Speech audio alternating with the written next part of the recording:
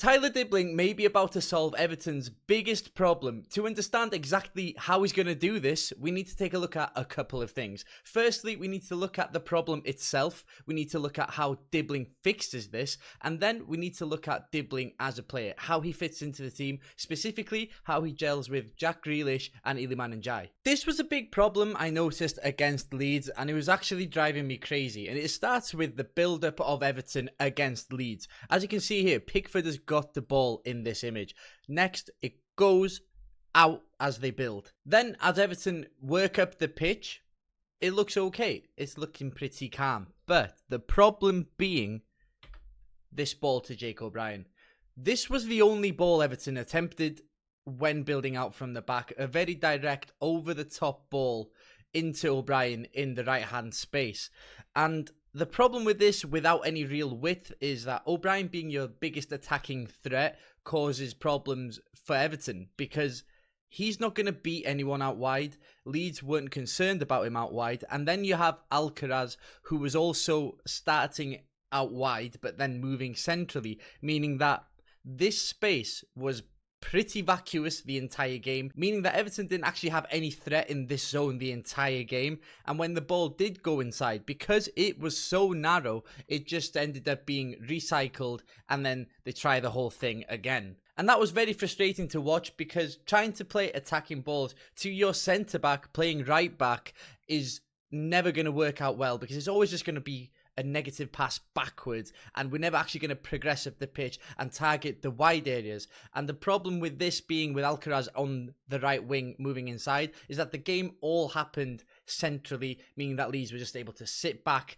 defend and then counter us with their pace out wide in Dan James and Willy Gnonto. So how does Tyler Dibling's arrival change things for Everton in this perspective? Because what we know is Everton are absolutely crying out for a right winger, but we need a specific type of right winger, one that hugs the touchline, keeps the width and creates spaces for others. So without a right winger, it looks something similar to this. O'Brien at right back has the ball in this instance, and there's no reason for the left winger or left back to press him because there's no option other than playing the ball inside. And once he does that, it's so easy because the spaces become tight.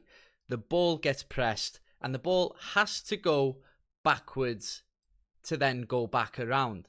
But the problem with this is a lack of penetration because teams are able to stay so tight that there's absolutely no possibility for a passing lane centrally to be played, meaning that these types of balls are just impossible because the lanes are too tight, the spaces are very narrow, and Everton, quite frankly, haven't got the elite level technicians to just punch it through like a Man City do, for example. And then you have Iliman Ndiaye, a player that had a lot of problems against Leeds because he was on his own for most of the game. With Garner being in the left back position here, it was problematic because he was unlikely to make these types of runs in behind, meaning that Iliman Ndiaye, when he had the ball, was often confronted with two Leeds players, meaning that he was often two-man pressed, meaning that he couldn't really affect the game as he wanted to.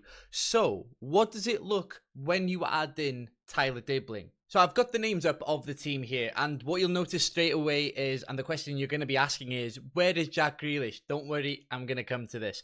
But when we're just looking for like, this is the team that would have played against Leeds had Asnu had been fit. And as you can see, Timmy Bunham isn't there either. But in an ideal world, with Asnu now back training, this would have been the lineup. So what changes with Tyler Dibling in the team? What we know about Tyler Dibling, and this is a huge positive, is that he has elite take-on ability. He has that unwavering confidence that allows him to take players on with his head up, with his chest high, and beat them, which always causes problems for opposition because it attracts them towards the ball. And if there's two players attracted to one player, it then allows the possibility to then exploit the spaces, something that we couldn't do last time against Leeds because Garner was unwilling to make those runs into the final third. But with Dibling in the team on the right side, it does change a lot of things, and this is what it's going to look like. Tyler Dibling out wide on the ball here.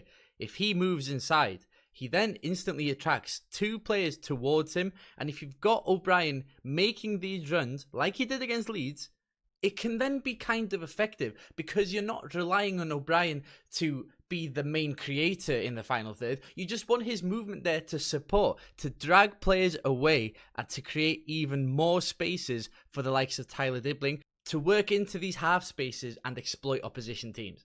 And then if you look on the other side, you've got Iliman Ndiaye, a player who we all know is fantastic, but a player who struggled when 2v1 against Leeds. With Adam Asnou now back training, he can be the option on the other side. And if we give Ndiaye the ball here, you can see that these two players, their job is to stop Ndiaye because he is a threat when he moves inside with the ball into these areas. And it becomes easy for them to stop if they're allowed to 2v1 Ndiaye.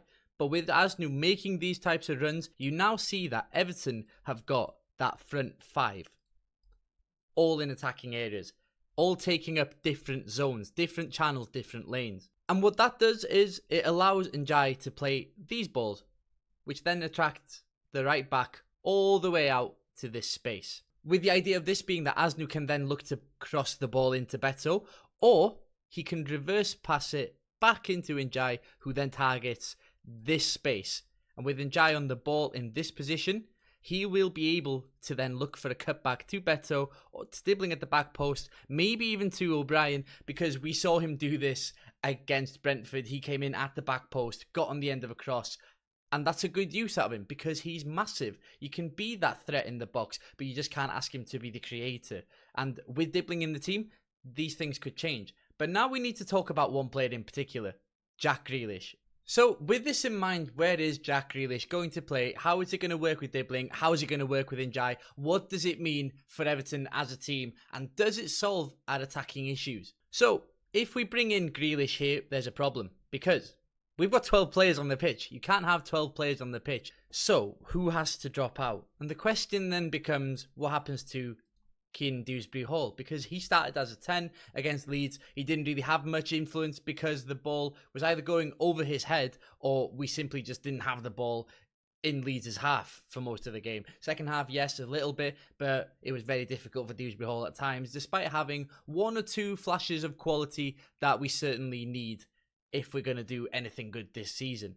So with that said, and the fact that Keenan Dewsbury-Hall can play in a deeper role, that may mean that Garner leaves, Dewsbury-Hall comes in, and then Dewsbury-Hall goes in the double pivot with Idrissa Gana Gueye. But the problem with this is that Dewsbury-Hall isn't necessarily a ball-winning midfielder or a player that can sit in front of the back four and just shield things. And I don't think this is how you'd want to use him anyway, because his attacking qualities far outweigh the defensive influence he has on games. That could mean that Gana Gueye does have a reserved role in terms of shielding this back four and would have to have positional discipline just to stay there and give Michael Keane and Tarkowski that bit of help, because at times they were left exposed against Leeds, and it was because Gana Gueye was getting dragged all around the pitch trying to defend multiple large spaces and cover as much ground as possible. So this lineup with Dewsbury-Hall next to Gueye is pretty attacking, but what it does mean positively is that we can get Jack Grealish in as a number 10, and if you think he may be on the left, he may be as a 10. What's the truth? Well, I think it's a bit of a mix of the two, because we know that Iliman Ndiaye at Sheffield United especially liked to play in the centre. Meanwhile at Manchester City, Jack Grealish liked to play as the left. But Iliman Ndiaye for Senegal likes to play on the right.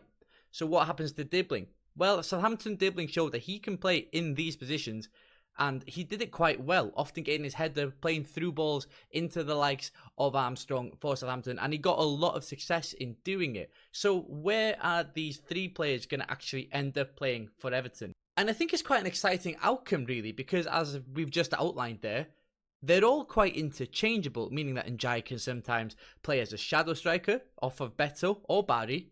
Meanwhile, Jack Grealish can keep this width, something he did against Leeds.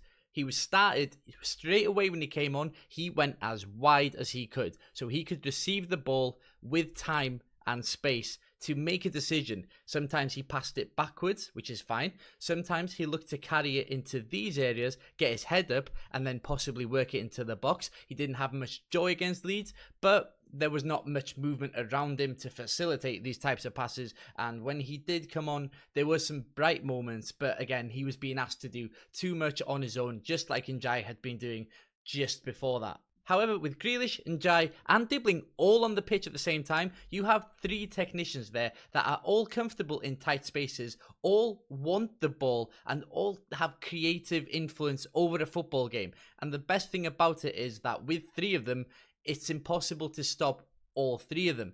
With Njai, you can double or triple team on him, and then you probably extinguish his threat on the game. But when you've got three of them, you may be able to close the spaces for one, but that may leave open gaps for the other one to go into. With Jack Grealish here on the ball getting doubled up on, meanwhile Njai can target this space in behind.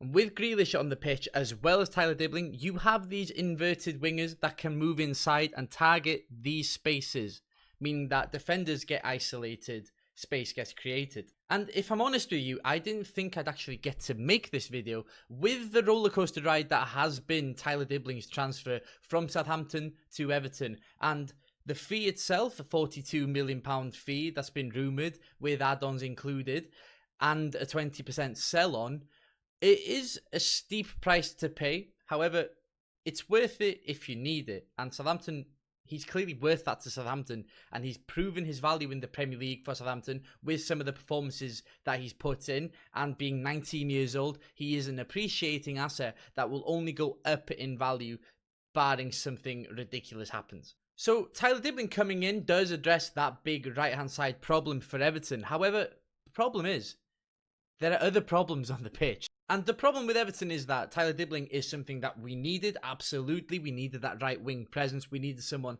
that can hug the touchline and can inflict damage from out wide. And a player is going to stay out wide and have that discipline to hold the width for Everton, because everything is in the middle at the minute and it's a problem.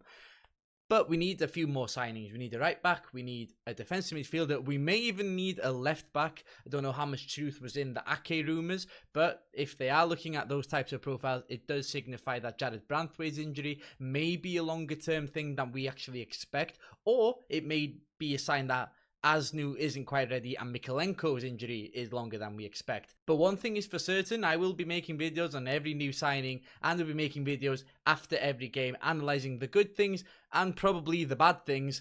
It is Everton. So keep an eye out, put the notification bell on, and follow me on Twitter, because that's when I post when my videos go live.